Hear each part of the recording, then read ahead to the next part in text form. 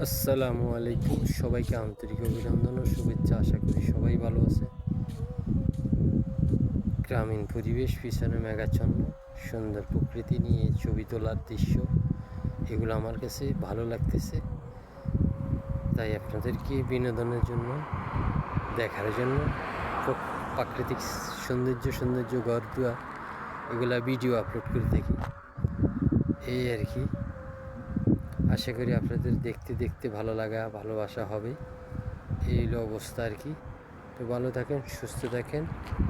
আল্লাহ হাফেজ। Short video. আসসালামু আলাইকুম ওরহমতুল্লাহি ওবারাকাতু। আশা করি সবাই ভালো আছেন। আমি ইনশাল্লাহ ভালো আছি। আসলে এডিটিং করি যে অনেক কিছু পরিবর্তন করা যায়, কিছুটা অনেকেরই ধারণা হয়েছে। অথচ এডিটিংয়ের ব্যাপারটা আমরা 2002-3 সালে 4 সালে এগুলা শেষ করে ফেলেছি। আর এগুলো এখন নতুন নতুন বিভিন্ন রকমের রাস্তার উপরে একটু পানি দিয়া মাছ চাষ করে, তারপরে কিনে দিয়ে বাঘে লাভ দেয়, কিনে দিয়ে আবার আরেকজনে উপর থেকে ব্রিজ থেকে নিচে লাভ দেয়। এগুলো এডিট করা অনেক সিনারি আছে, বুঝো। এরপর আমরা রাস্তার উপরে পানি উঠে গাড়ি, অনেকগুলা গাড়ি দিয়ে এডিট করে মনে করেন গাড়ি বাসায় নিয়ে যেতেছি।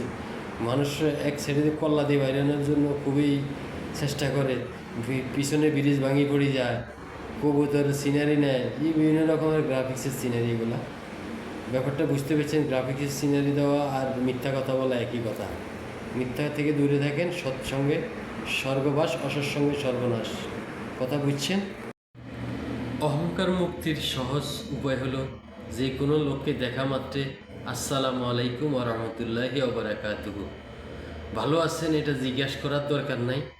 যদি আপনার সাথে তার সাথে ঝগড়া থাকে, এক সালামি তার সাথে আপনার অহংকারের যেই ভাবটা সেটার বিনিময়ে কেটে যাবে এবং ওনার আন্তরিকতা পরিবর্তন আসবে, আপনার প্রতি রহমত আসবে। একদিন, 2 দিন, 3 দিন পর সে কথা বলবে, আপনি আর তার মধ্যে অহংকার মুক্ত হয়ে যাবে ইনশাল্লাহ। এই টেকনিকটা হাদিসের টেকনিক, আপনারা সবাই কাজে লাগাবেন, ইসলামের পথে চলবেন।